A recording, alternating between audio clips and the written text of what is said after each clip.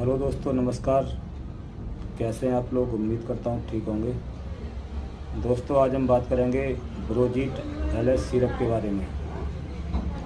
जी हाँ दोस्तों, इसका उपयोग बलगम वाली खांसी के लिए किया जाता है। बात करें इसके कंपोजिशन की तो इसमें लेवोसाल्बुटामोल और एम्ब्रोक्सोल हाइड्रोक्लोराइड और गुआइफेनिस पाया जाता है, जो हमारे कफ को बाहर निकालता है और मांसपेशियों को आराम दिलाता है।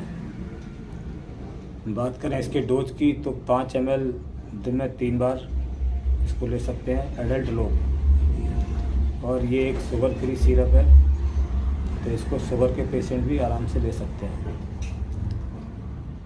और इसको बच्चे यूज ना करें, ठीक है। और इसको यूज करने से पहले अपने डॉक्टर की सलाह लें। Thank you so much.